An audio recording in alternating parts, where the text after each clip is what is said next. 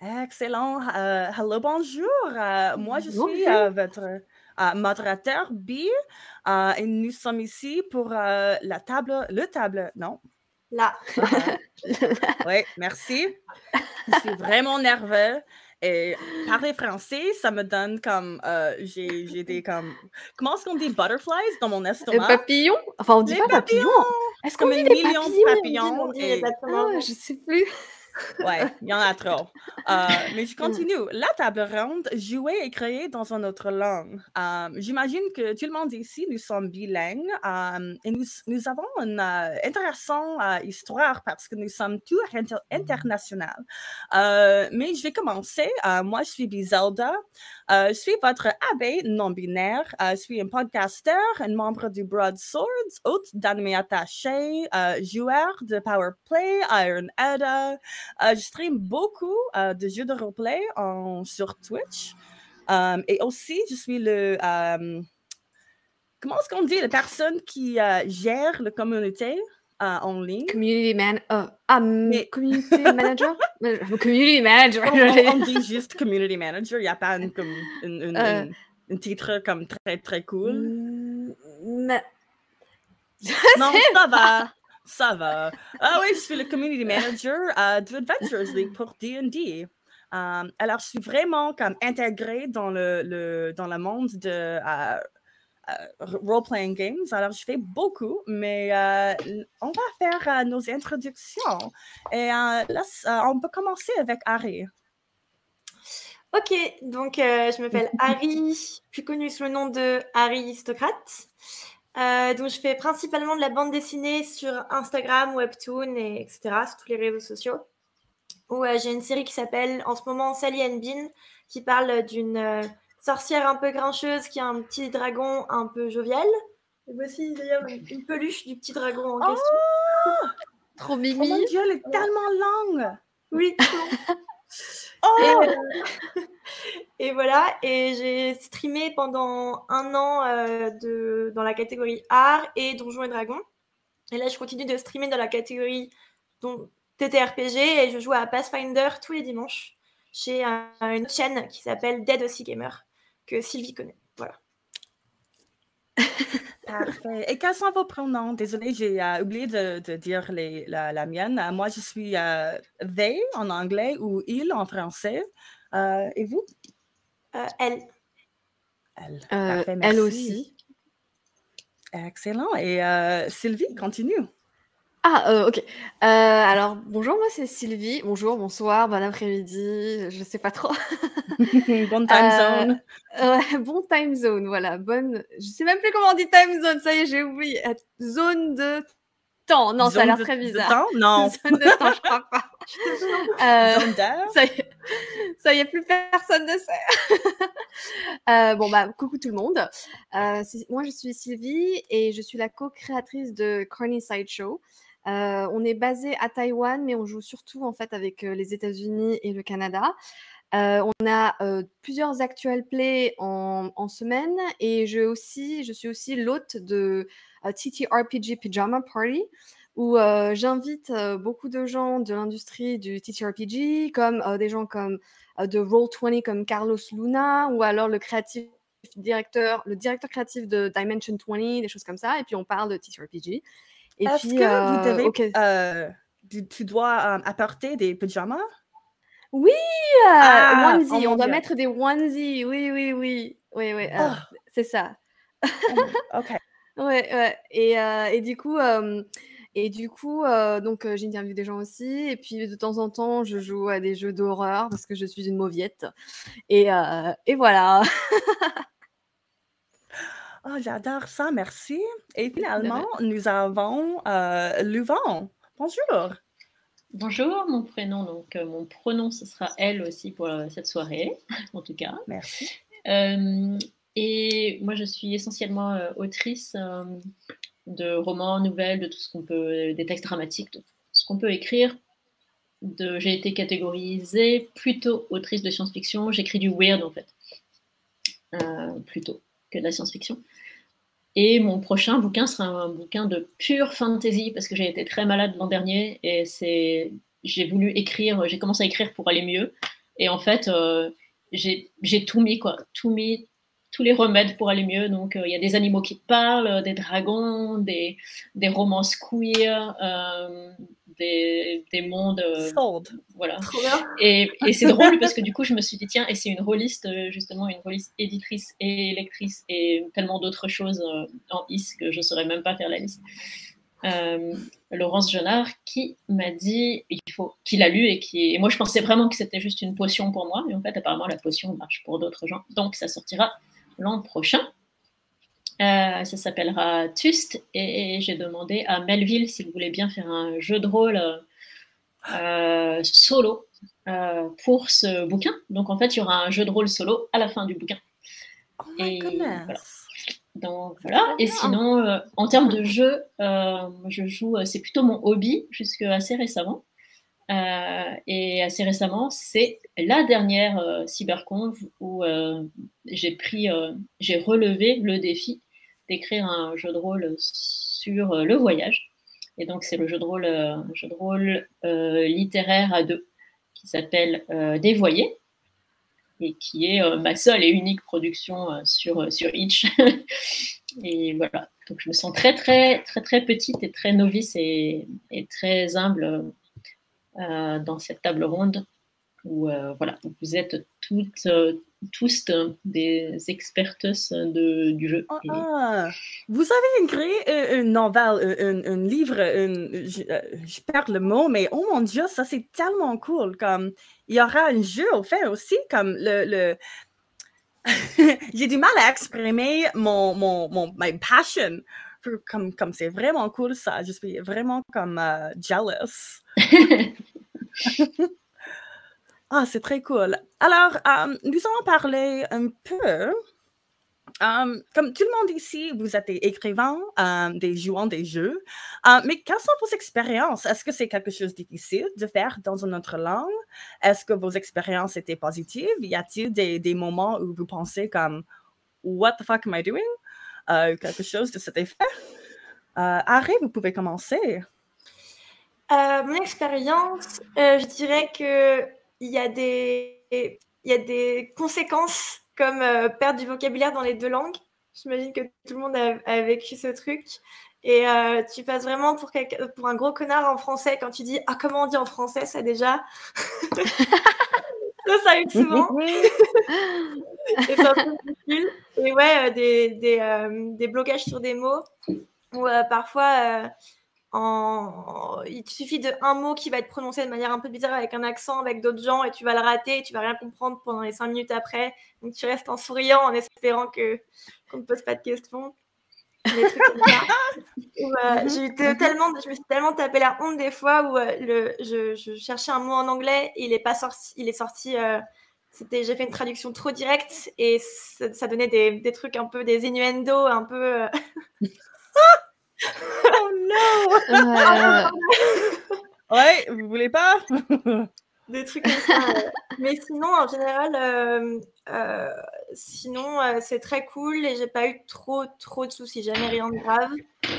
À part de perdre un peu de vocabulaire et de galérer un petit peu des fois. Mais sinon, ça passe. Ouais. Ok, non, c'est excellent. Et Sylvie, est-ce que vous avez des difficultés dans ce processus? Ça allait. En fait, moi, c'est surtout pendant les jeux où, par exemple, il y a de longues descriptions, où c'est, par exemple, lorsqu'on place un petit peu l'environnement et qu'on dit qu'il y a ça là et ça là et ça là, parfois je m'y perds un peu, en fait. Parce que le vocabulaire est un tout petit peu plus, soutenu dans les moments de description, en fait. Donc, parfois, là, dans ces moments-là, un petit peu. Sinon, la plupart du temps, ça va.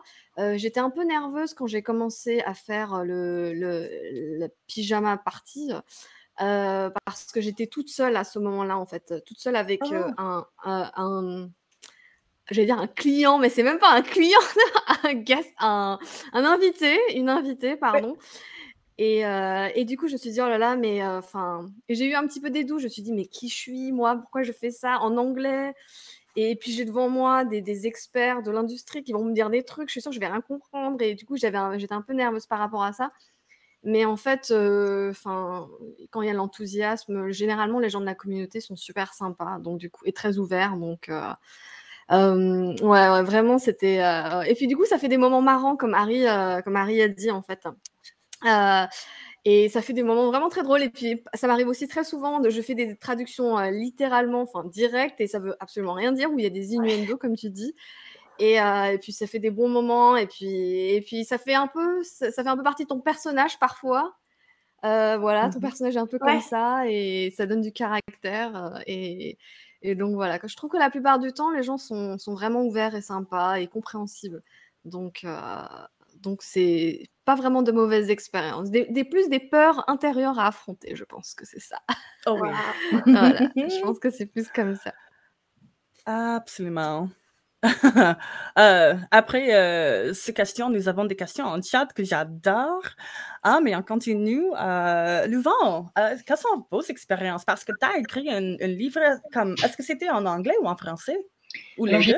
Je traduis de l'anglais vers le français. C'est un autre blog. Je ne suis pas présentée telle quelle, mais je suis traductrice aussi. Et je joue parfois aussi en anglais. Et j'ai écrit aussi en anglais. En fait, c'est très différent l'approche à l'écrit, mais on en parlera peut-être aussi. Je ne sais pas si parce que là, vous avez parlé, Harry et Sylvie, plutôt de vos expériences en temps réel.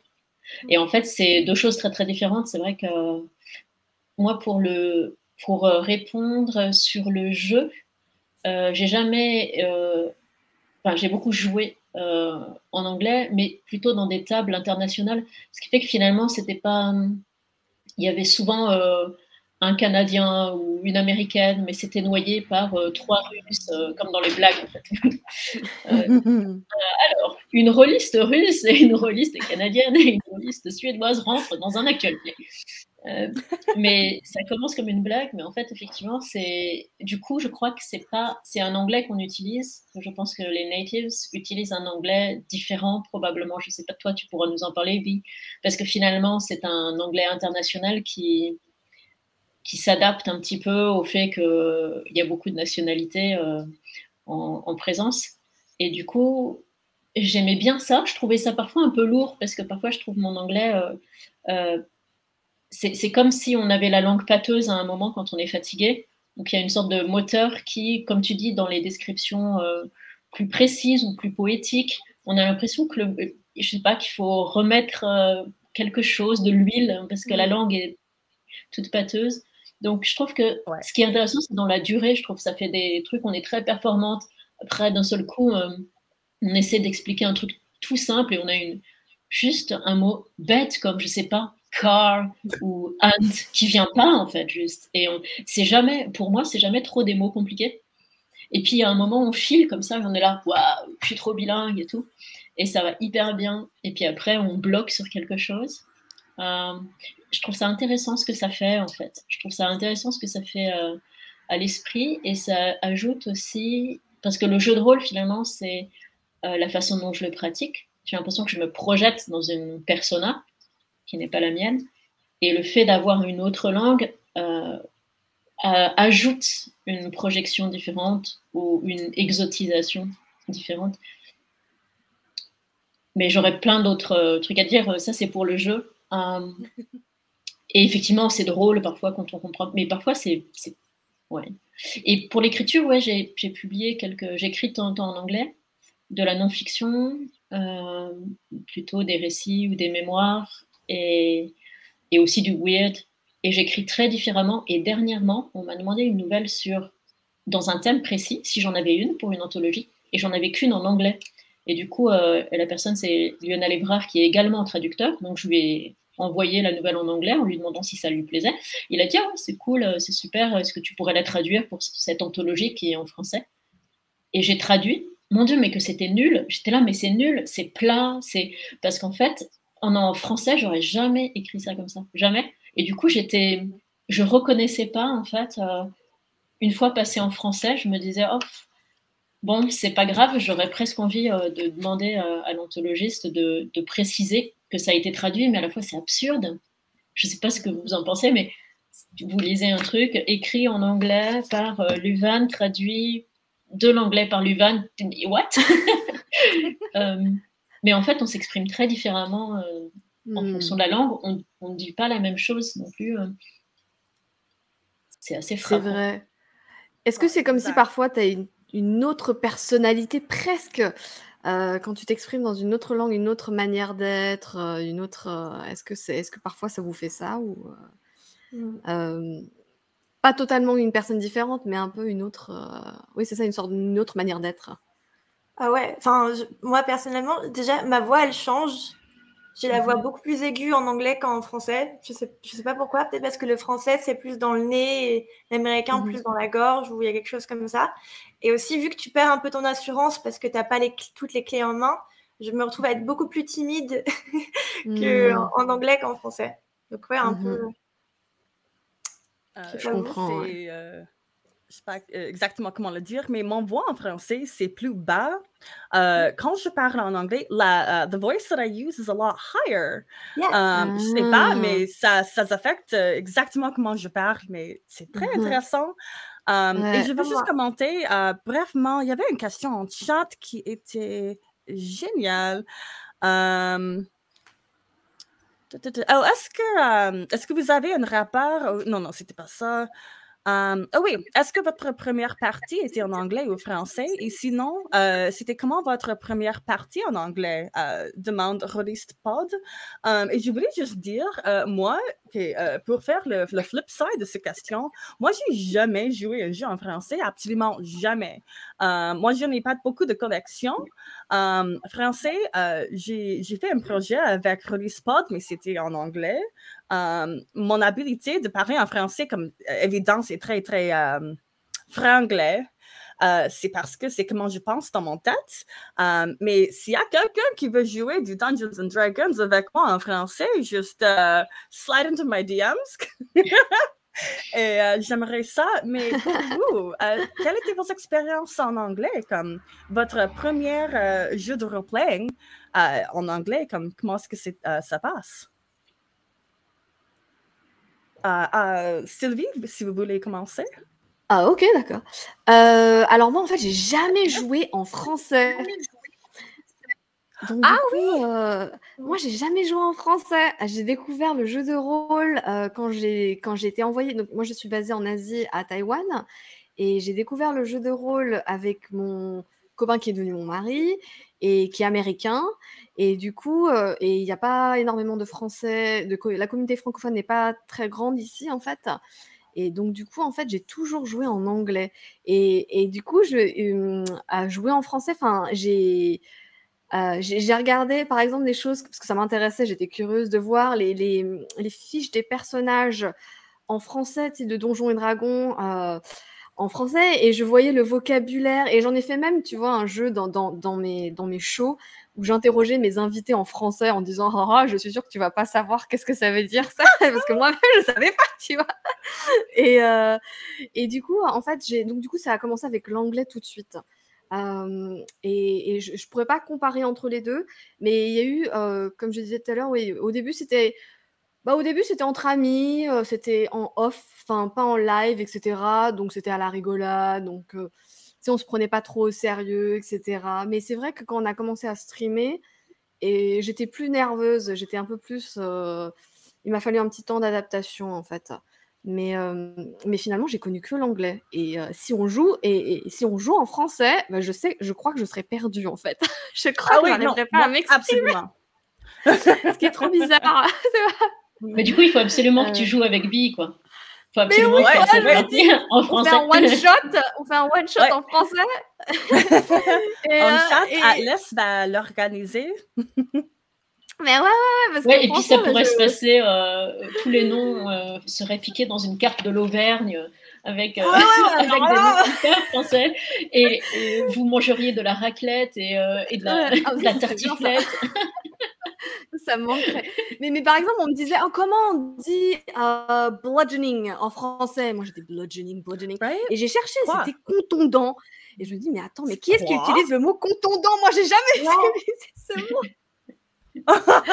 Et du coup, voilà, en fait, c'était. Et voilà, donc j'interroge toujours. C'est 5 minutes de jeu français dans mon pyjama party où je demande des questions. Comment tu dis spellcaster? Bon, ça va encore. Et des trucs plus. Oui, voilà. Non, je crois que bludgeoning, c'est attaque au corps à corps avec une arme. Ils avaient traduit ça comme ça. Et du coup, tu vois, je sais plus. Même moi, tu vois, je sais plus. C'est Mais voilà, mêlé, je trouvais corps à que. corps.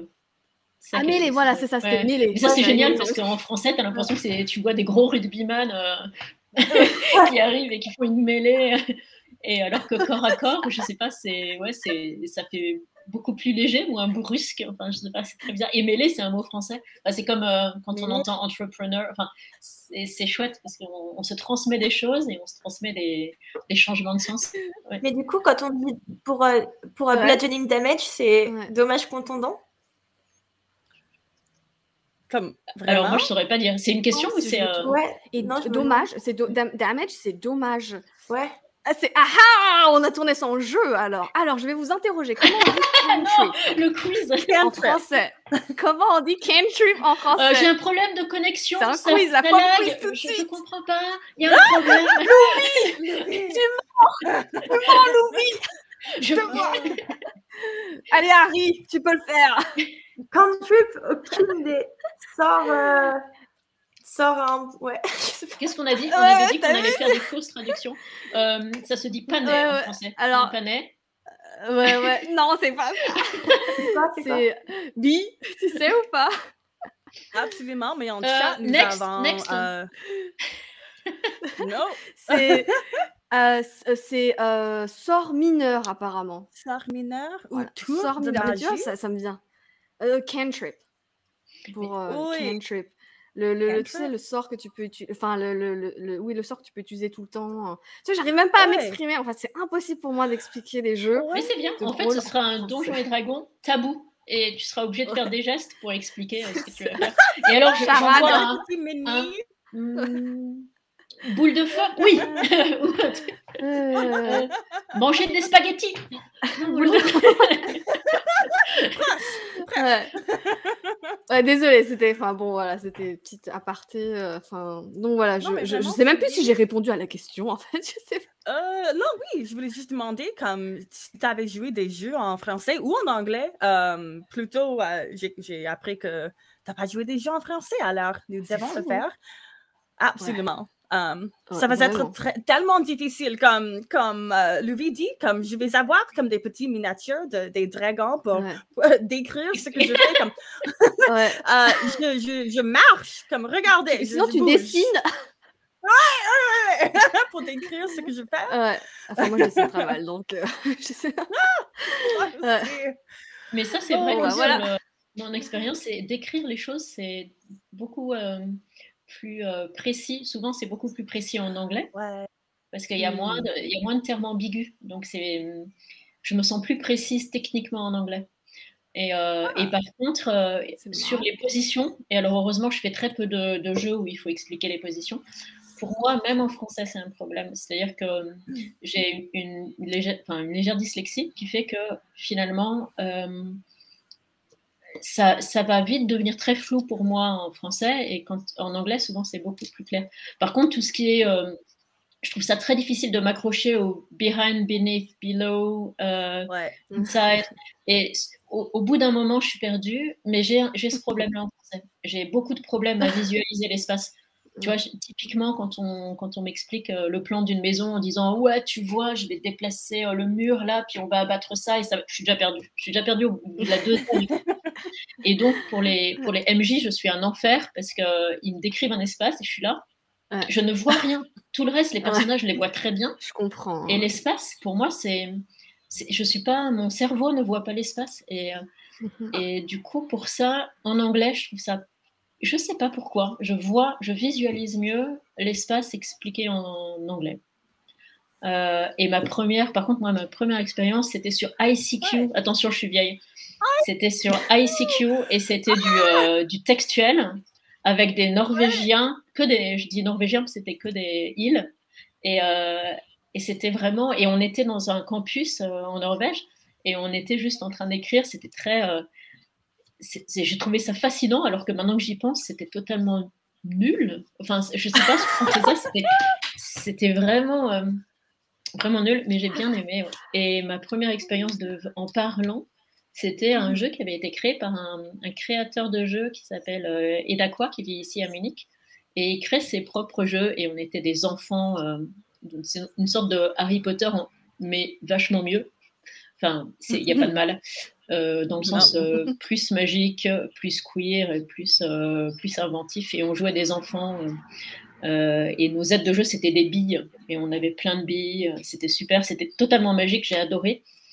Mais je sais pas, je crois pas avoir senti une différence par rapport à un jeu en français, parce que c'était beaucoup sur le roleplay, et il fallait être son personnage, il fallait être soi. J'ai pas senti de différence. Mais c'est plus après, dès que, en termes de construction de l'espace, tout ça, où l'anglais est super pour les descriptions des sons, l'anglais est génial. Il y a énormément de choses pour lesquelles l'anglais est plus précis. C'est juste pour rebondir rapidement sur ça, pour les sons, on avait fait une BD sur Webtoon, et il fallait traduire, on l'avait fait en français et en anglais, et en fait, quand on traduisait les sons, je devais chercher, tu vois, les sons, parce qu'on avait fait en anglais d'abord, et pour les traduire les sons, il fallait que je cherche sur Internet, c'est quoi la traduction de ce son-là, et en fait, il y avait beaucoup de reprises de l'anglais, en fait. Enfin, en tout cas, de ce que j'avais vu. Je suis pas une experte, hein, alors vraiment pas du tout. Mais je trouvais que pour les sons, au niveau des onomatopées ou des choses comme ça, il y a pas mal de choses. Oui, comme crash, bang. Oui, voilà, des choses comme ça. Parce que du coup, en français, je sais même plus. Souvent, je sais pas si vous avez. Moi, je trouve que souvent les MJ ou les joueuses, quand on joue en collaboratif, on emploie beaucoup en français de sons. Enfin, on mime nous-mêmes les sons, quoi. Et là, soudain, vous entendez venir de la forêt, mais c'est parce qu'on ne peut pas utiliser de verbe, en fait. Donc, du coup, on est obligé de... C'est très enfantin. Du coup, il y a un côté très gamin, comme ça, j'aime bien, quoi. Ouais, c'est vrai. Oh, excellent. OK, on doit demander la même question au Harry, mais juste très vite, la question en chat, vous comparez de visualiser l'espace. Quelle est votre relation entre les mesures Imperial Pounds, feet, et autres que le système métrique? Est-ce que c'est quelque chose que vous avez, comme, j'imagine dans les jeux, n'importe quoi, il y a des espaces, comme on doit mesurer, bouger 5 feet, comme, ou n'importe quoi vous utilisez? Est-ce qu'il y a des difficultés avec ça aussi? C'est quand je traduis, juste... ouais. Pour moi, quand je traduis, j'ai toujours un convertisseur, parce que je traduis depuis 20 ans quasiment, et je n'arrive pas à enregistrer. C'est pas... Et donc, quand je traduis, j'ai ouvert des dictionnaires, des pages de dictionnaires, Wikipédia, machin. Dans mes onglets, il y a un converter, parce que sinon, je vois pas. Mais pour moi, ça me gêne pas, parce que si on me dit 2 mètres, j'ai du mal à visualiser l'espace de toute manière. Donc, finalement, c'est très... Moi, ça reste abstrait, quoi. Je ne suis pas dans cette précision-là, mais c'est personnel. Ouais. Et Sylvie, comme c'est quelque chose de très dur, dans mon opinion, mais ça va. Vas-y, Harry, vas-y, tu peux... Non, j'ajouterais juste que, en fait, la question s'est jamais posée en jeu de rôle pour l'instant, parce que les tables étaient internationales, donc il n'y avait qu'un Américain sur 5 personnes, je pense. Et le fait que sur les maps, c'est pas des feet ou des mètres, non? C'est juste des... Je sais plus quel est l'ordre de grandeur sur les maps qu'on a, mais il me semblait pas que c'était en feet. D'accord. Donc, t'es juste à 30... c'est peut-être mètres, en fait. T'es à 30 mètres de la cible quand t'es en battle, quand t'es en bataille. Ouais, c'est juste des cases, je vois sur le chat, ouais. Oui. Alors, pareil que toi, en fait. Nous, ça dépend... Ouais. Ça dépend si on joue, on utilise... Par exemple, si on utilise Roll20, là, il y a déjà les cases dessus. Donc, du coup, je fais par case, en fait. Ouais, c'est ça. Mais quand on fait Theater of the Mind... ils me disent 50 feet, moi j'en sais rien, je sais pas. Donc, je suis comme c'est loin. Non, mais si tu dis ça, je te crois. Je laisse un peu ça. Parce que je ne peux pas convertir la température. Alors là, la température, c'est un truc que je ne comprends pas du tout. Et l'espace, voilà, le Fahrenheit, je ne sais pas ce que vous faites avec vos Non, chiffres. j'utilise pas Fahrenheit ici, Ah, c'est c'est nul, Celsius. je déteste. Celsius au Canada, absolument, on utilise Celsius, comme pas Fahrenheit. Et Celsius. Pour la température, il me semble que tu peux roughly diviser par 2 et ça le fait plus ou moins.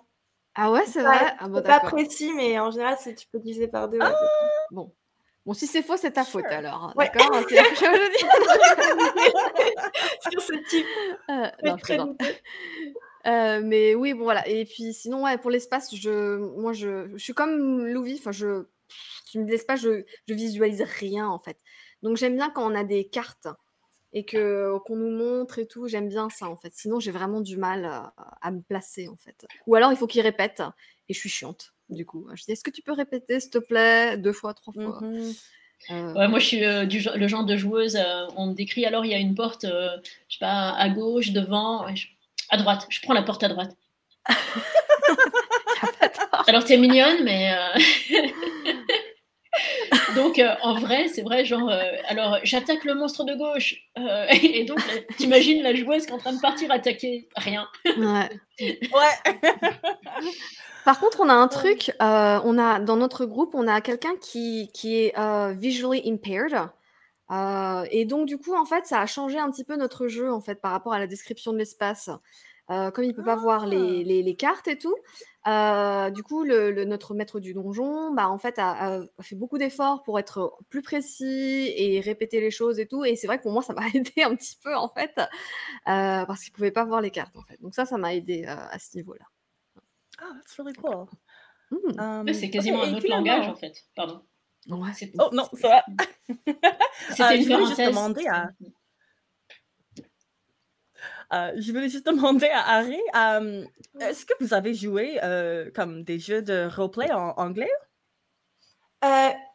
Presque uniquement. En fait, la première fois que j'ai joué à un jeu de rôle, c'était l'Appel de Cthulhu en 2018, je crois. Et c'était en vrai, donc j'étais avec des copains sur une table avec les dés qu'on jette, normal. Et ensuite, quand j'y ai rejoué, c'était uniquement par Zoom ou par Discord et avec des gens qui viennent d'un peu partout. Donc, j'ai jamais joué en vrai en anglais et j'ai jamais joué en live sur Internet en français. Donc, les règles changent tellement que c'est tellement une autre dynamique que c'est à peine comparable, quoi. I love that. OK, non, c'est très cool. All right. Il y avait une autre question. Oh, c'était pour Louvain. Comment tu penses la langue d'Agrafa avec ce mélange de français latin réinventé? Qu'est-ce qu'on pourrait imaginer faire comme jeu de rôle qui est le même côté, comme art de la langue, et qui ne consisterait pas juste à apprendre à des mots différents, juste un jargon de notre langue? Qui ne consisterait pas à... Parce que du coup, j'ai pas juste la dernière partie qui ne consisterait pas, ça j'ai pas bien entendu comme j'ai pas le chat devant les yeux. Oui, et qui ne consisterait pas juste à apprendre des différents mots, juste un jargon de notre langue. Je vais ajouter la question dans notre chat aussi. Agrafa, Agrafa, c'est mon dernier bouquin pour contextualiser, et c'est un roman médiéval. Okay. Un roman historique très immersif médiéval, et du coup je me suis rendu compte en l'écrivant que en utilisant les mots modernes, j'allais pas réussir à traduire la réalité, le cosmos des personnes qui habitent. C'est une communauté de femmes en Lambile, dans l'actuelle Bretagne, on va dire. Et en fait, je me suis aperçue que c'est un truc vraiment tout bête, c'est homme et femme. En latin, on disait mulier et vir, et pour moi c'est très différent que homme et femme, parce que homme ressemble à humanité. Donc quand on dit les hommes, on pense que toute l'humanité c'est les hommes, et en fait en latin pas. En latin il y avait humanitas, c'était l'humanité, puis il y avait vir et mulier. Et en plus, c'était l'époque platonicienne, donc ils n'avaient pas trop de problèmes à conceptualiser qu'il puisse y avoir des êtres entre les deux, etc. C'était un petit peu philosophiquement une époque proche de la nôtre par plein d'aspects. Et en tout cas, du coup, je me suis dit, mais non, je peux pas dire les hommes, parce qu'à l'époque, quand on disait homo, ça voulait dire le membre d'une armée, par exemple. On disait une unité militaire, en fait. Un homme, c'était un homme d'une armée, quoi. Et du coup, je me suis dit, bon, ok, j'ai commencé à me dire, bon, ces mots-là, je peux pas l'utiliser. Après, il y en avait plein d'autres, en fait, que quand je les utilisais, par exemple, sorcière, on imagine la sorcière de Salem, et à l'époque, ça voulait juste dire une personne qui connaît la nature, etc., sorteria qui lance des sorts, mais c'est pas connoté comme nous. Du coup, je me suis mis à utiliser plein de mots, et j'ai vraiment dû réfléchir à comment créer une langue qui se rapprocherait de la langue qu'on parlait à l'époque. Et du coup, qu'est-ce qu'on pourrait faire en jeu de rôle? C'est vrai que ce serait hyper chouette d'avoir au moins un glossaire ou de se dire que une possibilité serait... Ah, j'ai une idée, mais je peux pas la dire, ça spoilie la fin du roman. Alors, pour la personne qui a lu apparemment Agrapha, ce qui se passe à la fin d'Agrapha, désolé, du coup, pourrait... le personnage... Les personnages pourraient toujours être dans une configuration d'apprentissage, c'est-à-dire que les personnages pourraient être la 9e femme. C'est très clair, hein. C'est génial. On a l'impression qu'on est une secte. La 9e femme à 5 heures sous le bagnon. Je répète, la 9e femme à 5 heures sous le bagnon. Comme ça, si jamais les espions extraterrestres nous écoutent, ils vont rien comprendre. Mais du coup, pour généraliser, effectivement, ça peut être chouette d'inventer un jeu, même par exemple de fantasy ou la langue des elfes, et d'imaginer effectivement dans le jeu de rôle un protocole dans la règle du jeu pour se reconfigurer le cerveau dans une autre langue. Ça peut être vraiment hyper chouette. Ça peut être vraiment, vraiment hyper intéressant. Et de se dire peut-être qu'à chaque partie, on va... L'autre truc super intéressant serait, on est dans un monde de fantasy qu'on est en train de créer, genre le monde Michael Ende, où c'est au moment où on raconte donc le monde se fabrique. On pourrait très bien imaginer un jeu collaboratif où on créerait notre langage partie après partie en même temps qu'on créerait l'univers. Ce serait génial. Okay, j'ai plein d'autres idées, mais je m'arrête tout de suite. Mais ce serait chouette, parce que finalement, dans une table, c'est ce qu'on fait. Comme tu disais, on est à plusieurs. Par exemple, Harry, tu disais qu'il y avait une table internationale. Bah, c'est finalement l'anglais qui se crée au fil des parties. C'est ton anglais à toi, c'est ta langue à toi. Tu as des sortes de mots qui finissent par désigner quelque chose dans ton jeu qui appartient que à la table. En fait, on est chaque table et sa petite communauté linguistique, finalement. I love that. That leads me dans une question qui vient de ma tête. Plutôt, Harry, tu as dit quelque chose qui était très intéressant, que vous avez des jeux que vous jouez en ligne, mais il y avait comme une sorte de groupe international. Comment est-ce que ça passe? Comme il y a des gens qui parlent beaucoup de différentes langues. Est-ce que c'est difficile de jouer ensemble?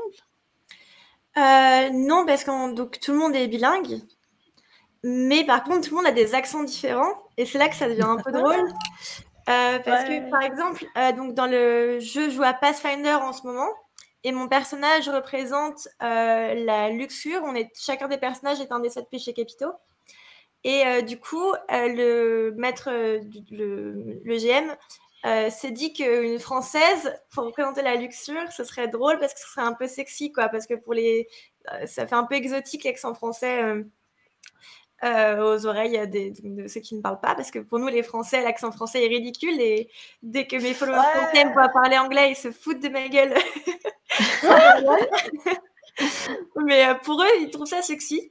Et du coup, le personnage, je joue un peu là-dessus, sur cet accent. Et le GM, par exemple, lui, il habite à Brooklyn. Et du coup, il a l'accent américain, mais de Brooklyn. Donc, au lieu de dire ask, to ask a question, il dit axe. Ouais. Gotta ask you a question. Ouais. J'adore. C'est là que les accents sont drôles. Et donc, deux sont de Nouvelle-Zélande, donc ils ont un accent plutôt australien, enfin néo-zélandais du coup, mais moi je fais pas trop la différence. Il y en a une qui fait exprès de prendre un accent anglais.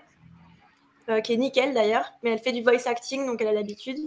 Du coup, ça fait non seulement des gens qui viennent de partout, on se comprend très bien, mais il y a plein d'accents différents, c'est ça qui est un peu drôle. Voilà. J'espère que ça répond à ta question. Oui, non, absolument. Comme ça, c'est une expérience vraiment unique. But like, I would love to be a part of that. Like, c'est très cool. Ouais. OK, on continue.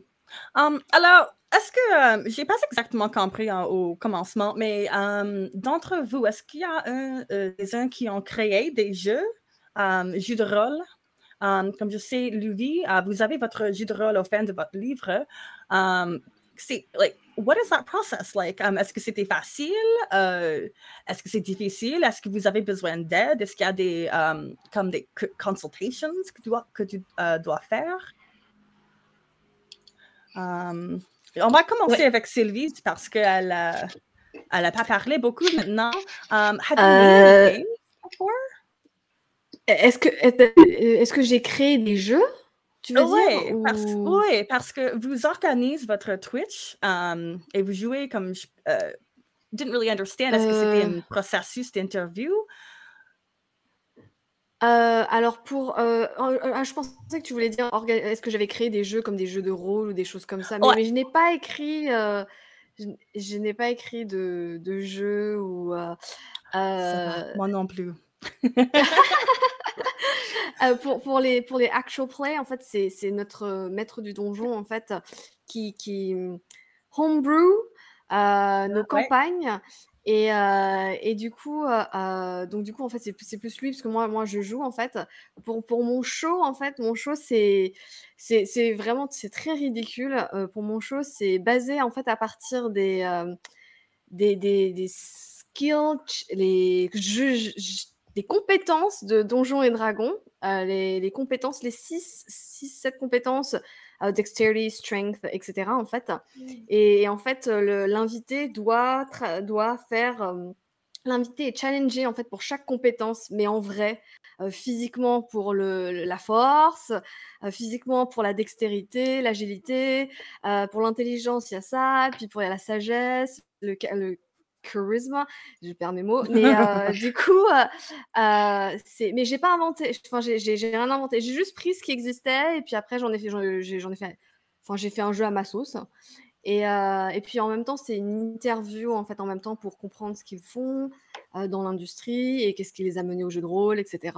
Et du coup, voilà en fait. Et d'ailleurs, j'ai eu aussi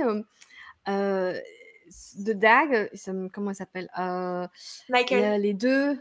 Oui, Michael, il y avait... Ah, j'ai oublié leur prénom. Caustic Phoenix. Et c'est Becca. Oui, bah en fait, elle était sur mon pyjama party aussi. En fait, c'est pour ça que quand tu parlais, il y avait elle et d'un coup, j'ai oublié comment elle s'appelle. C'est Becca. Qui est trop sympa aussi. Mais est-ce que c'était Rebecca? Becca. Oh, Becca. Non, c'est pas Rebecca. Non. C'est fou que j'ai oublié alors que je les ai eu toutes les deux en même temps en fait. Mais enfin bon, voilà. C'est juste Becca. Okay. Oui, Becca, Caustic Phoenix, oui, je veux dire, il y avait une autre fille, mais c'est pas grave, c'est pas important. C'est juste que c'était un détail. Mais enfin voilà, donc du coup, j'ai pas créé de jeu et tout. Parfois, j'ai DM un jeu, mais sinon. Comment est-ce qu'on dit ça? DM en français, comment est-ce que c'est toujours DM? Non? Maître du jeu. On dit masterisé, mais... Masterisé, d'accord. Il y a une sorte de néologie, mais c'est un néologisme de toute façon, donc moi je propose qu'on dise ce qu'on veut, parce que masterisé, c'est très bizarre aussi. Masterisé. MJ! Oh! MJ, meneur de jeu! J'ai MJ un jeu. Ah, sinon on peut dire mener. Ouais. Mener, ouais. Oui, okay. mener. Ouais, mener. Voilà, donc du coup, donc du coup c'est très, voilà, c'est plus, enfin notre chaîne c'est plus, interactif en fait. C'est vraiment les gens qui nous regardent, ils peuvent influencer le jeu avec leurs channel points ou des bits ou des trucs comme ça en fait. Et du coup ils peuvent par exemple nous balancer Wild Magic alors qu'on est quelque part. Et puis et du coup c'est très rigolo en fait. Donc par contre moi j'ai rien écrit. J'ai écrit une nouvelle mais ça n'a rien à voir avec les jeux de rôle. Que j'ai publié en Suisse, mais absolument rien à voir avec les jeux de rôle. Voilà. Donc, Non, mais c'est bon, Voilà. comme votre... oh mon Dieu, comment est-ce que je peux dire? Vraiment, c'est plus facile de décrire ce que je veux dire en anglais. Donnez-moi un instant. Ben, je vais juste le dire. I think it's really, really cool, just your involvement dans cet espace, comme the ability to do les entrevues, à parler avec ces gens, jouer des jeux, comme ça, c'est un espace excellent. Et j'adore ça. Merci, et la ouais. question, ouais, non, c'est bon. Et la question de, comme, how do you do, like, if you write anything, comment ça se passe, mais ça, it's more or less like whatever you're very good at, and if that's your thing, comme c'est bon.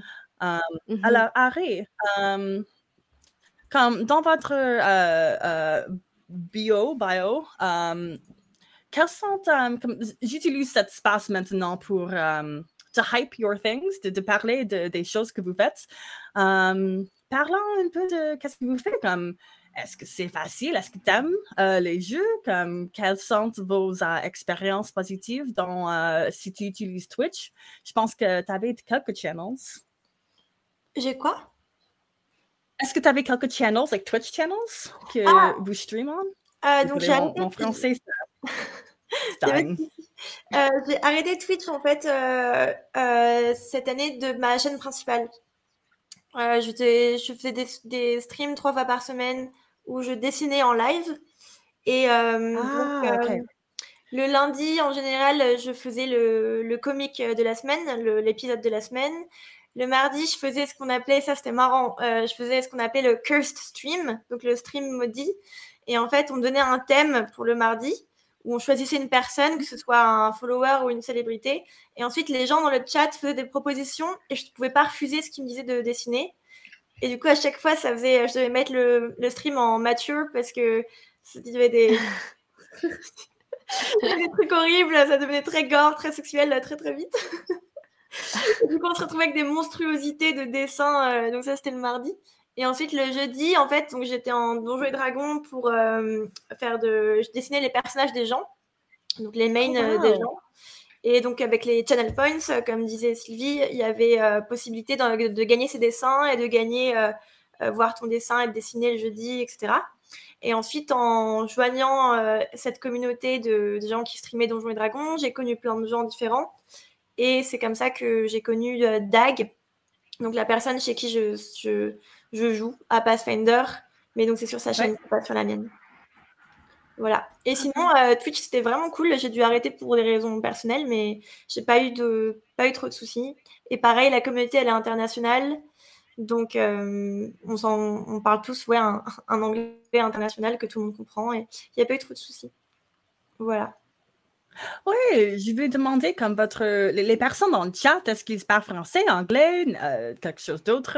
Eh ben, ça, ce qui est marrant, c'est qu'il y avait rarement des Français dans mon chat. Il y avait des gens qui venaient de partout, mais les Français, ils n'étaient pas là. Et ça, à mon avis, c'est l'accent. Les Français, ils n'aiment pas les Français qui parlent anglais, je crois. Et du coup, il y avait très peu de Français dans le chat. Voilà. Ah, wow. Ah, ça va. Et finalement, Louvain, OK, je vais simplifier un peu mon question parce que dès que je parle, je comprends ce que je veux demander. Je veux juste parler un peu de vos projets. On utilise ce temps-là juste pour... ah, crap, I was so close. Hyping up les choses que vous faites. Est-ce que ça fait du sens? Non? Oui. C'est quoi le mot pour hype? Hype est un mot que j'utilise comme 1 million de fois pendant mes journées, mais c'est pas... Mettre en valeur? Mettre en valeur? Pardon? Oui, ouais, c'est bien ça, mettre en valeur. Sur, mettre en valeur, ouais. La lumière, ouais. Ouais, OK, non, ça fonctionne. Merci. Mais du coup, j'ai eu l'occasion déjà d'en parler. Du coup, c'est le prochain bouquin s'appelle Tust. Il sera publié chez Dystopia. Et donc, dans ce bouquin, il y a un jeu de rôle à la fin. Mais attention, ça, par contre, c'est pas moi qui l'ai écrit. C'est une créatrice de jeu qui s'appelle Melville. Et je lui ai demandé si ça l'intéressait de faire un jeu parce que je me sentais pas... j'avais envie qu'il y ait un regard extérieur sur le jeu. Et c'était hyper intéressant de travailler avec Melville. Et je suis très honorée qu'elle ait accepté de faire ce jeu. Et par exemple, ce qui m'a vraiment frappée, c'est que dans ma tête, j'imaginais un jeu. Il y a beaucoup de personnages dans ce roman. Et en fait, c'était hyper intéressant parce que la première chose que m'a dite Melville, c'est je vais faire un jeu solo parce que pour moi, c'est une histoire solitaire. Et ça m'a frappée parce qu'effectivement, j'étais dans mon lit, j'étais vraiment malade, je l'ai écrit dans un état, pas de solitude parce que je suis très entourée, mais c'était moi face à ma guérison. Et en fait, j'aurais jamais pensé à faire un jeu solo. Et la lecture de Melvin et le fait qu'elle ait réfléchi à comment faire un jeu a mis en valeur l'essence de mon livre, qui était effectivement un livre d'une personne en quête de guérison. Et ça, c'était super fabuleux. Et j'y avais pas du tout pensé à ce qu'effectivement un jeu de rôle pouvait donner une autre lecture à mon livre. Et je peux pas vraiment... En fait, c'est trop bête. C'est peut-être même la personne qui a posé la question au sujet d'Agrafa, mais peut-être pas. Agrafa va être adapté par un créateur de jeux de rôle, mais on n'en a pas parlé avant, donc je sais pas trop s'il faut divulgacher ou pas, alors du coup, je n'ose pas en parler. Et j'ai très, très hâte de voir aussi ce que ça donne. On va rien dire. Et en revanche, par contre, à l'avenir, je me dis que ça m'intéresserait d'écrire mon prochain projet, de penser moi-même à écrire un jeu de rôle. Voilà, et donc de penser l'histoire en pensant au jeu de rôle aussi. Ça peut être une super aventure et j'ai hâte de le faire. Mais sinon, ça s'appelle Tust, édition Dystopia, et il va y avoir un crowdfunding parce que c'est trop bien. Il y aura une playlist, il y a déjà des statues qui ont été faites, la statue d'un corbeau qui a été faite en contrepartie, en résine. Ça va être très bien. Il y aura du miel et des bières en contrepartie aussi. Oups, on a le droit de dire le mot bière. Oui. C'est probablement d'accord. OK, yeah. C'est bon. OK, excellent. J'imagine qu'on peut wrap it up. Mon cerveau, c'est vraiment... il veut arrêter. Mais c'est bon. Comme au commencement, j'ai dit, moi, je suis Zelda. J'étais votre modérateur. Merci tout le monde pour participer dans la table ronde jouer et créer dans une autre langue. J'espère que vous avez appris au moins quelque chose. Sinon, j'espère que we were entertaining. Nous étions très intéressants. On va laisser comme ça. Sylvie, voulez-vous faire votre outro? Ok, d'accord. Alors, donc, je suis Sylvie et vous pouvez me retrouver sur Carney Sideshow. C'est notre chaîne Twitch sur YouTube. Chaîne Twitch sur YouTube. Qu'est-ce que je raconte, moi? C'est notre chaîne Twitch, mais aussi YouTube, ça s'appelle comme ça. Mais on est surtout sur Twitch, en fait. Carney Sideshow. Et donc, du coup, on joue... je sais pas où vous êtes dans le monde, donc c'est très difficile de dire les horaires. Mais on a un Discord aussi. Et il y a le lien sur la chaîne Twitch. Et du coup, on a des actual plays. Et puis, on a des jeux d'horreur. Et puis, on a des interviews très sympas aussi. Avec des gens de l'industrie. Et puis, et voilà, et on aime toujours se faire plein de nouveaux amis, donc tout le monde est bienvenu. Excellent. Et Henri? Donc, comme je l'ai dit au début, donc vous pouvez trouver ma BD sur Instagram principalement. Donc, c'est @Harry_Stocrate, comme un aristocrate. Et j'ai un épisode tous les lundis qui sort. Donc, comme je l'ai dit, ça s'appelle Sally and Bean et ça parle d'une sorcière un peu antisociale et de son petit dragon très social, lui. Elle, c'est une petite fille. Voilà. Excellent. Et Luvin? C'était tout dit, je crois. Juste... J'ai pas de chaîne YouTube sur Twitter. Ah! Damn! OK. Bon, ça va. OK, parce que moi, je peux pas lire les heures. On va faire un petit comme a Q&A comment nous disons, un rapid fire Q&A. Alors, s'il y a des questions en chat, laissez-moi savoir à qui vous demandez et je vais les dire. Si on a des questions, n'importe quoi. En particulier, le livre de Louvain, le roman, ça, moi, j'ai beaucoup de questions, mais je ne peux pas vraiment décrire dans mon tête. Alors, moi, je veux juste le lire parce que moi, j'aimerais lire ce roman-là. Où est-ce que je peux trouver, Louvain? On peut le trouver où, ton livre? Ben, en fait, il y aura un... est-ce que je peux le mettre dans le chat? Ah ben non, parce que je suis plus sur Twitter maintenant. Je suis plus sur Twitch. Sinon, tu peux nous l'envoyer et on peut le mettre. Tu sais, ouais. Ben, en fait, le crowdfunding pour toi. Le crowdfunding n'est pas encore lancé, il sera lancé en janvier. Et les éditions, ça s'appelle Dystopia. Et donc, leur site, c'est dystopia.fr. Et voilà, donc si vous voulez suivre leurs actualités, je crois que c'est leur newsletter. C'est quelqu'un qui... l'éditeur est très... ne communique pas sur beaucoup de réseaux différents, sauf quand il est en mode crowdfunding. Voilà, dystopia.fr tout simplement, et ça s'appellera Tust. Et sinon, moi j'ai un site, j'ai un site et je n'ai pas de smartphone, donc je suis pas très présente. On me trouve sur Discord, et j'ai un site, c'est luvan.org tout simplement. Luvan.org. Fabulous. Je pense que Alice l'a... OK, excellent. Merci pour votre aide. Bon, OK, vraiment, j'ai mal lu le temps. On a comme 30 minutes à parler. Alors, ouais, vraiment, 30 minutes. Je pensais que... Ah non, il n'y a que 5 minutes. OK, merci. Merde. Alors, si vous avez des questions pour parler avec eux, chat.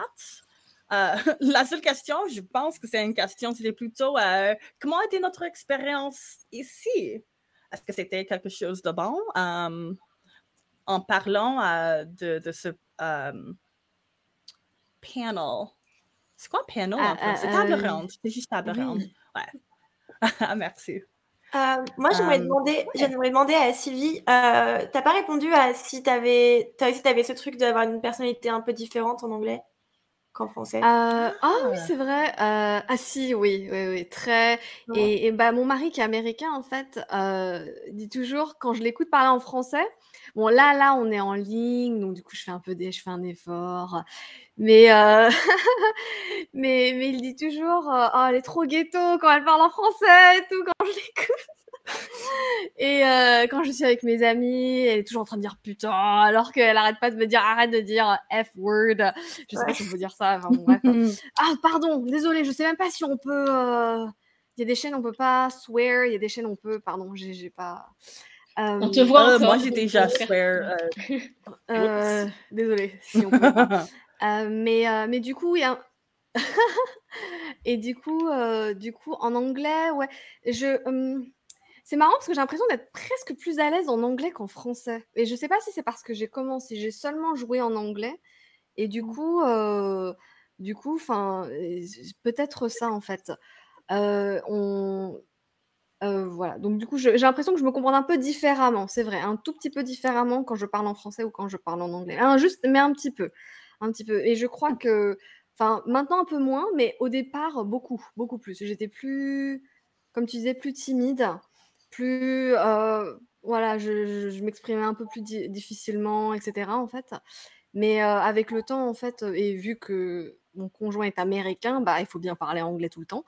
Et du coup, donc du coup, j'avais pas le choix. Et donc du coup, en fait, après, je crois que ça s'est rejoint petit à petit. En fait, ça a fait un mix entre les deux. Tu vois ce que je veux dire, un côté français et côté parler en anglais. Et en fait, nous, on habite en Asie, à Taïwan, et ici, les gens, ils parlent chinois, en fait. Et du coup, il y a une troisième langue qui s'intègre. Et parfois, quand on est avec d'autres amis, parfois, mon conjoint qui est américain, mais il parle très, très bien chinois, mieux que moi, et c'est un peu la honte, d'ailleurs, parfois. Du coup, parfois aussi, il y a aussi un peu ce côté-là. Enfin, il y a 3 cultures qui se mélangent, en fait. Et 3 cultures, et plus nos personnalités, et ça fait un mélange marrant parfois. Ouais, je sais Et, pas du tout si j'ai répondu à ta question. et je me demande encore une autre chose, désolée, mais je voulais savoir comment vous avez appris à parler anglais du coup? Vous êtes devenu bilingue par quel moyen? Moi, j'ai fait une école de commerce. Du coup, j'ai étudié à Londres. Et puis, ouais, et puis j'ai étudié au Japon, où j'ai parlé anglais, mais bon, les Japonais sont pas connus pour l'anglais. Et ensuite, après, j'ai été envoyée en fait par une entreprise à Taïwan pour travailler là, et il fallait beaucoup parler anglais. Et du coup, voilà. En fait, voilà. Et toi? Et vous? Moi, c'était. Non, je viens de me rappeler que c'est très embarrassant comment j'ai appris. C'est que quand j'étais au collège, que j'avais trouvé un site pour regarder Naruto et c'était que en japonais sous-titré anglais. Ah! Oh my god, en yes! plus. Et du coup, je traduisais un peu les épisodes et du coup, c'est comme ça que ça m'a formé un peu. Et ensuite, je me suis mis à regarder plein de films et de séries. Et pour avoir les dernières saisons, elles n'étaient pas encore traduites et donc c'était forcé de les regarder en Oui. anglais. Et je crois que c'est pour ça. Ah oui, c'est vrai, c'est vrai. Et C'est toi, vrai, Louis? Pardon, j'avais coupé. Plus de perceuse. Je me souviens pas vraiment, je crois que c'était assez progressif. Je me suis toujours intéressée à l'anglais. J'ai appris l'anglais en Nouvelle-Zélande, le pays où ils disent pas book, mais book. Et je me suis toujours intéressée à l'anglais. Parce que pour lire de la science-fiction à l'époque, il y avait beaucoup de choses traduites déjà, mais il y avait beaucoup de choses qui me. Moi, j'étais fascinée par. Quand je suis allée en Nouvelle-Zélande, en Australie, par les couvertures. Maintenant, il y a des super jolies couvertures, super fléchies de romans de science-fiction et de fantasy en français aussi. Mais à l'époque, c'était très simple et très sobre. Et du coup, dès qu'on avait un bouquin, les couvertures en relief avec des lettres, des lettrages, je sais pas, ça m'attirait. Et puis, j'ai beaucoup lu de science-fiction en comprenant un tiers des mots, après 2 tiers des mots, après plus. Je m'estime pas bilingue dans le sens où, contrairement aux gens qui grandissent avec les 2 langues, c'est pas mon cas. Donc, j'ai pas le cerveau, je suis pas comme ça. Et ensuite, oui, j'étais à Paris dans un foyer avec que des personnes. À Paris, je suis tombée sur mes meilleurs amis venaient de différents pays, on parlait anglais. J'avais des très bonnes copines américaines, italiennes. Je crois que c'est petit à petit en fait, et j'ai pas voulu. C'était pas un. Voilà, je me suis mis à bosser en anglais. Mais c'est pas. Là, j'aimerais bien. J'habite en Allemagne. Je suis en phase de bien apprendre l'allemand et c'est super. Et j'ai hâte de pouvoir faire des jeux de rôle en allemand. Mais pour l'instant, ça me repose. En fait, j'ai un problème. Enfin, des fois, quand je suis hyper impatiente avec ma langue, ce que tu disais, Bi, sur l'impatience et tout, et à chaque fois, je me rappelle comment c'était en anglais. C'est-à-dire que je lis en allemand, puis à un moment où mon cerveau fume, et je me rappelle que c'était comme ça en fait en anglais. Puis petit à petit, c'est arrivé. Donc, la plasticité du cerveau, c'est magique. Et une nouvelle langue, t'ajoutes des nouveaux concepts, t'élargis le cerveau en fait. Donc, je trouve ça. Pour moi, le film Contact, First Contact. Ouais. First Contact. Avec Jodie Foster ouais, c'est celui avec la linguistique dont je parle. C'est horrible. Arrival avec Arrival. Les voilà, aliens ça a été traduit, c'est ça. Ah oui, ça a été traduit en Arrival, français. oui. Ça a été traduit en français par Premier Contact, donc c'est pour ça que je suis un peu perdue. Okay. Et du coup, pour moi, c'est une allégorie. C'est vraiment, ça représente ce que c'est d'apprendre une nouvelle langue. On se reconfigure et c'est super. Et en allemand, je le vis beaucoup et je pense que toutes les personnes qui apprennent une nouvelle langue le vivent beaucoup. Je trouve ça hyper intéressant aussi je travaille avec donc je suis prof de langue aussi de temps en temps, je donne des ateliers aussi. Et c'est hyper. Il y a un endroit de fragilité de la parole où en fait, qui est hyper intéressant, où en fait le fait d'avoir un nouveau rôle ou de jouer un rôle peut complètement aider en fait à se. Mais pour le jeu de rôle, on a envie d'être tellement précise, on a envie de dire exactement, de décrire tellement bien les choses. C'est très très effrayant en fait. Et je parle politique en allemand, par exemple. Mais par contre, un jeu de rôle, il y a des groupes de pen and papers ici, il y en a plein, et j'ose pas. Alors que par ailleurs, les gens me disent, mais ça va en fait. Et je parle de philosophie, mal quoi. Enfin, mal, je veux dire, c'est pas ma langue. Mais je sais pas pourquoi le jeu de rôle, ça me terrifie. Mais je sais pas vous, parce que là, on parle du jeu de rôle dans une autre langue, mais le langage pour le jeu de rôle en général, c'est même dans sa propre langue, c'est terrifiant. Enfin, moi, il y a des moments, je ne sais pas si ça vous arrive, j'ai des moments où je suis totalement figée, je suis au milieu d'une phrase et j'ai totalement un doute sur ma légitimité à dire ça ou comment je m'y prends, ou d'un seul coup, je m'entends de l'extérieur et je me dis, mais c'est nul, c'est pas du tout comme ça qu'il faut exprimer les choses. Et ça, moi, je l'ai autant en français qu'en anglais. C'est parce qu'on a une responsabilité de faire passer une histoire, la responsabilité de raconter une histoire correctement, de la dire bien, d'employer les mots justes pour que les personnes aient des images dans la tête. Cette responsabilité-là, des fois, quelle que soit la langue, elle me pétrifie, quoi. Et c'est pour ça que je masterise très, très, très rarement, parce que j'ai la trouille, alors que j'écris des romans et tout. Mais c'est ce qu'on disait sur la traduction, en fait. Il y a l'immédiateté par rapport à réfléchir. Quand on écrit, je sais pas, on a du temps pour former la phrase. Et, c'est un peu comme dans les sitcoms hyper bien écrits, où les gens, c'est pas du tout dans la vraie vie, les gens, ils se disent du tac au tac des répliques, et c'est trop brillant, et c'est exactement ça. Alors que quand on a une dispute avec une amie, ou un amoureux ou une amoureuse, c'est jamais comme ça, c'est jamais efficace, les mots sont jamais exactement... Et ouais, je trouve ça fabuleux. Pour moi, quelle que soit la langue, juste sortir une histoire de sa bouche, c'est passionnant et complètement angoissant. Ça me rappelle un petit peu... Quand tu dis ça, enfin, c'est pas vraiment lié à la langue, mais juste par rapport à pour juste rebondir ce que tu disais. Donc, il y a un groupe d'actual play qui est extrêmement connu, Critical Role. Et bon, tout le monde les connaît quasiment. Hein. Et donc, il y avait beaucoup de gens qui disaient, oui, mais Critical Role, ce sont des acteurs. Et quand ils jouent, enfin, moi, j'adore. Bon, chacun ses goûts, bien sûr. Mais quand ils jouent, c'est pas comme les home games, pas comme les jeux à la maison, ou quand on fait notre jeu de rôle, quand on s'exprime, etc. Enfin, on s'exprime pas de la même manière que lorsqu'on est un acteur, en fait.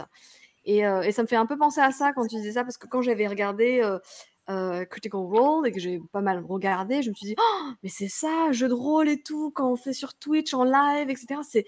C'est comme ça qu'il faut faire. Mais en fait, ce que nous, on a fait, c'était pas du tout comme ça, mais alors rien à voir. Parce qu'on n'est pas des acteurs, hein, tout simplement, et que chaque jeu est différent, hein, et chaque jeu est différent.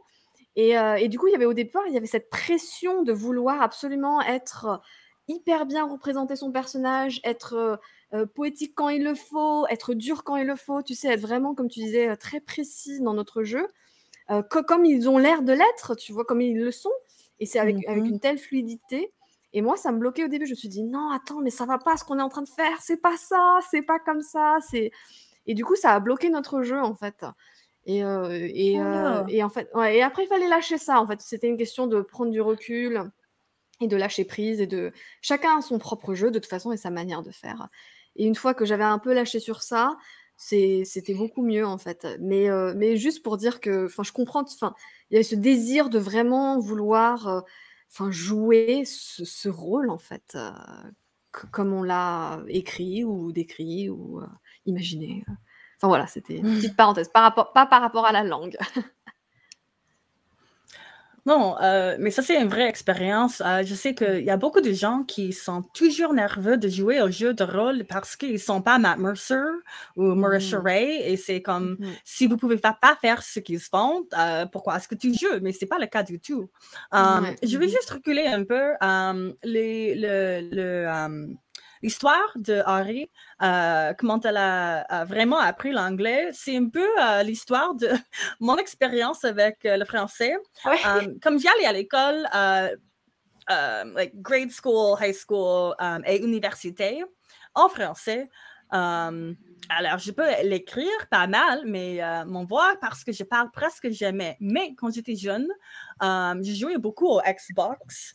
Et j'avais du mal en jouant avec les Américaines parce que moi, j'ai une voix qui est un peu trop haute.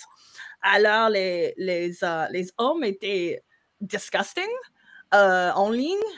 Et j'étais comme plutôt quelqu'un qui pouvait dire des choses mauvaises ou j'étais comme un petit garçon. Il n'y avait pas de milieu. Alors, j'avais une mauvaise expérience avec eux. Alors, j'ai changé la location dans mon Xbox pour que je pouvais jouer avec les personnes en France. Ouais. Et ils étaient comme si gentils. Ils m'ont appris comment... j'oublie maintenant, mais dans le jeu Gears of War, il y avait une chainsaw gun. Ouais. Et c'était mon weapon préféré. Alors, j'ai joué Gears of War en français pour 3 années et ça a vraiment amélioré la façon dont je parle, mais ça fait presque 10 ans maintenant. Alors, ça fait longtemps. Et j'ai vu en chat, je pense que c'était Rolly Spot qui a demandé, ou peut-être c'était quelqu'un d'autre, mais je pense que la question était plutôt Bi, pourquoi est-ce que tu as voulu faire cette table ronde ou combien d'années ça fait que j'ai parlé français et ça fait comme 3 ou 5 années la dernière fois que j'ai vraiment parlé en français. Tu te débrouilles très bien. Bravo. Ouais, vraiment. Hein. Ouais. Vraiment. Hein.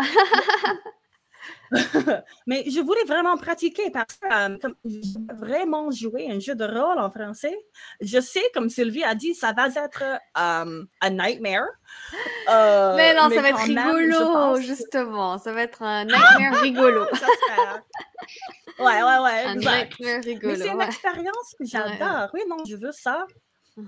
Vraiment, j'aime ce langue, mais c'est difficile de parler quand j'utilise pas les expressions ou n'importe quoi parce que j'utilise juste jamais, je parle jamais en français. Je pense en français des fois. Ça, c'est la seule façon que je peux pratiquer le français. C'est juste dans mon tête. Je dis comme, bon matin, je vais manger de mon sandwich ou n'importe quoi juste pour pratiquer. Mais c'est vraiment n'importe quoi, ça. Alors, comme avec vous, avec Naruto, Gears of War, c'était vraiment mon expérience française qui m'a appris comme everything that I know. Incroyable. C'est trop bien. Ouais.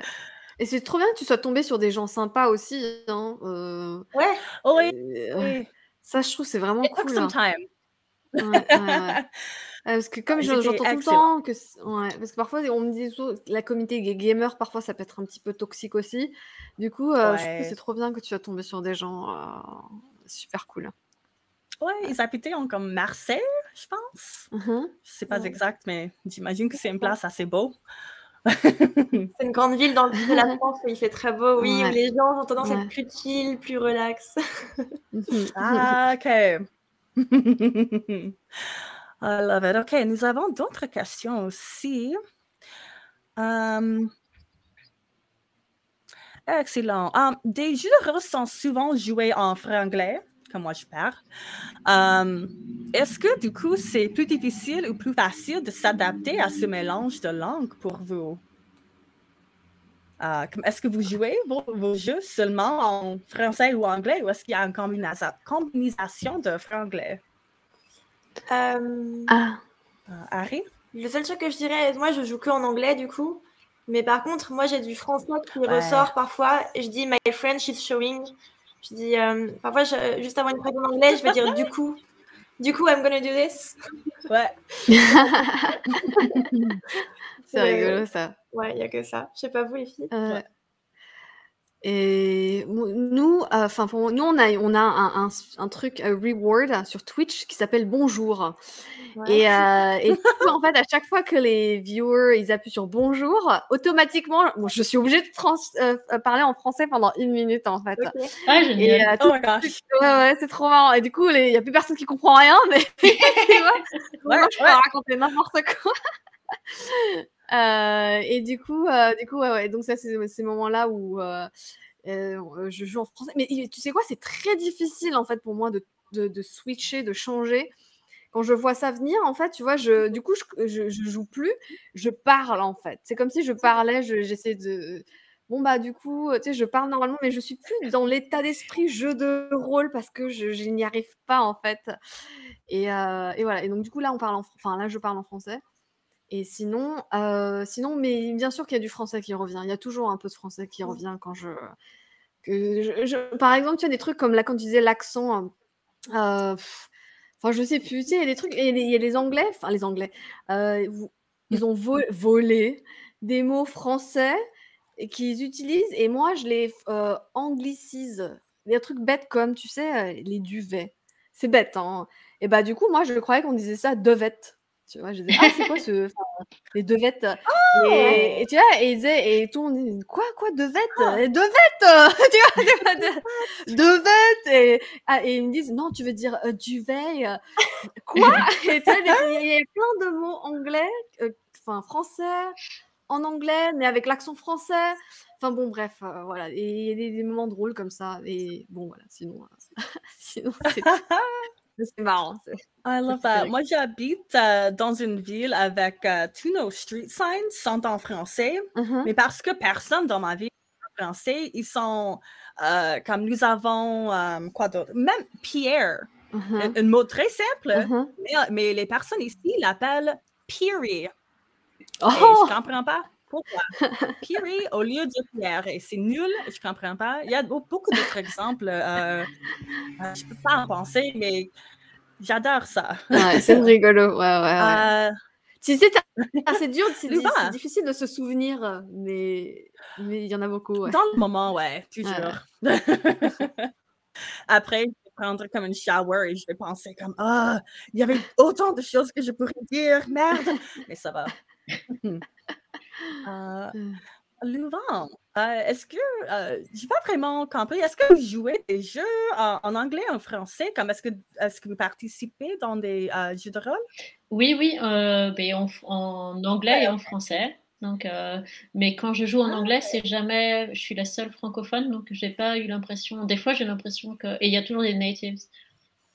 Je pense que c'est difficile pour les natives, parce que en général, il y a une seule personne native dans les tables, et c'est cette personne qui a du mal à comprendre le mauvais anglais de tout le monde. Enfin, parce qu'au bout d'un moment, entre allemand, russe, thaïlandais, tout ça, il y a un moment où, je sais pas, quelque chose se forme qui est, je crois qu'il y a même des études de linguistique sur cet anglais international qui n'est pas de l'anglais. Il y a un niveau qui se fait où on va utiliser un vocabulaire de plus en plus simple, qui serait une sorte de vocabulaire commun à tout le monde. Et parfois, ça appauvrit le niveau de jeu pour les natives. Donc, ce ne serait pas du franglais, ce serait je crois qu'il y a un terme pour cet anglais international qui n'en est pas un, qui effectivement est et c'est compliqué apparemment pour les natives, parce qu'il y a un moment où juste ça demande beaucoup de concentration. J'ai joué avec des personnes indiennes, et là j'ai vraiment du mal avec l'accent indien. Ok. Est-ce qu'ils parlaient français ou anglais? Anglais. Parce que j'ai moins l'habitude de les entendre. Donc, il y a des accents régionaux que j'ai moins l'habitude d'entendre. Je crois que c'est plutôt une question qu'il faudrait poser te poser à toi, Bi, si tu joues avec des gens dont la langue maternelle n'est pas l'anglais. Est-ce qu'il y a un moment où tu commences à avoir du mal avec les accents, où tu dois faire répéter Non. J'habite dans une ville où il y a beaucoup... c'est vraiment international. Alors, dans mon day-to-day, dans ma vie quotidienne, je rencontre autant de gens comme du Afrique, du Pakistan, qui sont bengalis. Alors, j'ai assez de... comment est-ce qu'on dit ça? Like I've been exposed to them enough. Que j'en ai pas vraiment du mal, mais c'est juste parce que j'habite ici pour presque 10 années, alors je parle avec ces genres de gens tout le temps. Oui, c'est ça, il y a des pays, par exemple en Suède, quand j'y habitais, il n'y avait pas beaucoup d'étrangers qui parlaient le suédois avec des accents. Du coup, il fallait prononcer vraiment exactement bien, et si on se trompait dans l'accent, par exemple, c'est une langue comme l'italien, c'est une langue avec des accents. Si on ne mettait pas l'accent au bon endroit, les gens ne comprenaient pas du tout. Et c'était l'explication, c'est qu'ils ont vraiment, à l'époque en tout cas, ils n'avaient vraiment pas du tout l'habitude des étrangers qui parlaient suédois, alors qu'effectivement, dans certaines villes internationales, j'imagine que oui, quelqu'un du Midwest peut-être n'aura pas du tout l'habitude d'entendre des gens parler anglais avec un autre accent. Mais je pense que le problème viendrait plutôt de là. Mais effectivement, c'est pauvre. Tu sens que ça s'appauvrit un petit peu parce que moi, je sens que mon anglais est moins bon quand. Enfin, il y a un entraînement, pas vers le bas, mais vers le minimum de complexité de vocabulaire avec des gens dont c'est pas la langue. Oui, c'est vrai. Moi, je ressens un peu ça aussi parfois enfin, pour moi, quand j'ai envie de m'exprimer personnellement et j'ai envie d'avoir un vocabulaire plus riche. Et j'ai l'impression que parfois, quand le maître du donjon a fait une très belle description et que mes yeux regardent dans le vide et il fait une sorte, pas de traduction, mais tu vois ce que je veux dire, il va redire la même chose, mais avec du vocabulaire beaucoup plus simplifié et il y a un peu ça en fait. Et après, petit à petit, du coup, il a dû s'habituer un petit peu. Et moi, je suis la seule non native à la table. Et du coup, juste pour une personne en fait. Et il y a un peu ce sentiment-là, un petit peu. Et moi, il y a cette frustration parfois où j'ai envie de dire quelque chose et je ne sais plus comment on dit dans les deux langues. Tu sais. Voilà. Oh, heck. OK, nous avons le temps pour juste une dernière question. Ça va être quelque chose d'assez simple. Est-ce que vous avez de l'expérience de lire différents jeux de rôle en français et en anglais? Moi, absolument zéro. Juste non. J'ai jamais lu une rulebook en français. Je ne sais même pas où est-ce que nous pouvons l'acheter. Comme j'ai aucune idée. Mais pour vous, comme si vous voulez jouer comme Dungeons and Dragons pour la première fois, est-ce que vous lisez le livre en français ou en anglais? Harry, est-ce que vous voulez commencer? Moi, c'était en anglais. Et c'est un peu comme quand on lit des bouquins de fantasy en anglais où il y a tout un vocabulaire qui n'existe pas, qui a été inventé spécialement pour cet univers. Donc, il faut s'adapter, il faut rechercher sur Google et voir qu'est-ce qui correspond à quoi, etc. Mais sinon, rien de spécial. Mais ouais, c'était en anglais. Mais j'ai l'habitude de lire de la fantasy en anglais parce que, pareil, comme je parlais des films qui sortent pas encore, des séries qui sont pas encore disponibles en France, une fois que tu as connu un livre qui a été traduit en anglais, la suite, elle n'est pas encore disponible en français. Du coup, tu peux plus attendre, même si tu lis en anglais. Et la fantasy, c'est toujours un peu... Ou la science-fiction aussi, j'imagine, Louvain, tu as l'habitude. C'est un peu tricky parce qu'ils inventent toujours leur propre vocabulaire. Donc, il y a un peu cette expérience-là qu'on retrouvait. OK. Bon. Et Sylvie? Oui, c'est vrai. Juste pour rebondir sur ça, j'adore lire la fantasy aussi, énormément. Un de mes auteurs préférés, c'est Brandon Sanderson. Et voilà, je suis en train de lire Rhythm of War. Et mon conjoint, en fait, il est en anglais et moi, je le lis en français 1 an après. Et du coup, parfois, il me demande « Ah, c'est quoi ce mot ?» Et il dit « Ah, ils ont traduit comme ça, mais ça ne sent pas du tout, tu sais, c'est pas pareil. » Et les traductions et tout, c'est vraiment un vocabulaire qui est vraiment propre au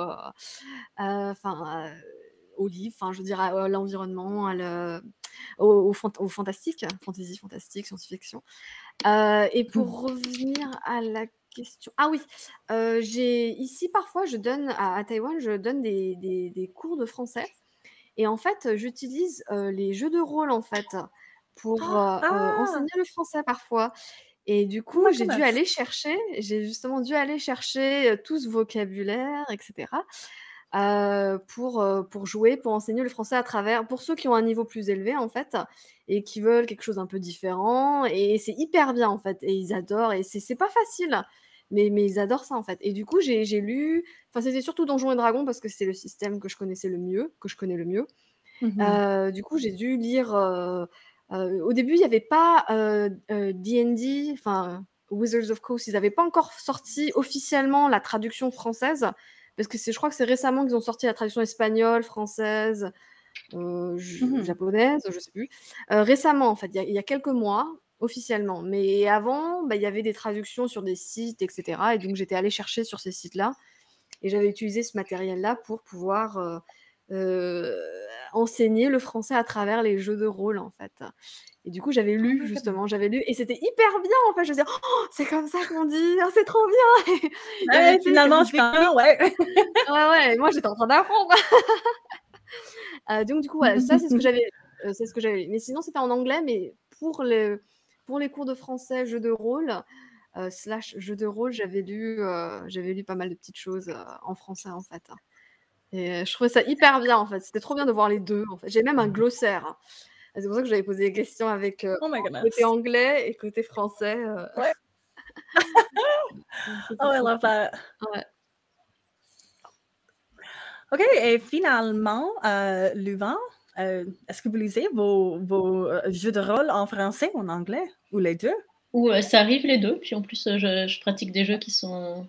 Parfois certaines créatrices, Melville, elle écrit ses jeux d'abord en anglais, alors qu'elle est française, et ensuite elle les traduit elle-même en français, donc c'est assez chouette. Et on les trouve, donc on trouve Melville sur Itch, vous pouvez regarder toutes ses productions, c'est très très chouette. Et voilà. Et sinon, non, bah, vu qu'on n'a pas beaucoup de temps, juste effectivement la fantasy et la science-fiction. En ce moment, je suis en train de lire un bouquin dans lequel il y a des, donc c'est de l'anglais, mais il y a aussi la mythologie jamaïcaine. C'est de la fantasy inspirée des traditions jamaïcaines. Du coup, j'ai fait 2 glossaires. Un glossaire pour mettre les mots qui sont en patois, parce qu'elle utilise des mots en patois. Et j'ai pas envie de les traduire en créole français, parce que je vois vraiment pas l'intérêt. Du coup, je les laisse en patois jamaïcain. Donc, j'ai un glossaire. J'avais pas envie non plus qu'on pense que tous les mots bizarres, c'était des mots de fantaisie. Je voulais que ce soit clair pour les gens qui lisent en français, que les mots... Il y a des mots de fantaisie, donc il y a un glossaire avec les mots de fantaisie. Et il y a des mots en patois, donc en créole jamaïcain, qui sont dans un glossaire à part, parce que je voudrais pas qu'on pense que c'est elle qui a inventé. Je suis sûre qu'elle aimerait pas non plus qu'on pense que c'est de la fantaisie, parce que c'est réel. Enfin, réel. C'est des personnages fantastiques jamaïcains. Ah, that is so cool. Everybody, tout le monde ici est vraiment cool, merci. Ça, c'était une bonne expérience pour moi. J'ai appris beaucoup. J'avais l'opportunité de parler en français pour plus long de 3 minutes. Alors, c'était excellent. Et pour les gens en chat, si vous voulez suivre les gens ici sur les socials, je pense qu'en chat, il y avait quelqu'un qui a donné les liens pour leur Twitter et n'importe quoi. Alors, merci à tout le monde. C'était excellent. Et passez une bonne time zone. Fuseau horaire, j'ai vu, quelqu'un m'a dit ça. Fuseau horaire. Passez une bonne fuseau horaire. Bon fuseau horaire. Et...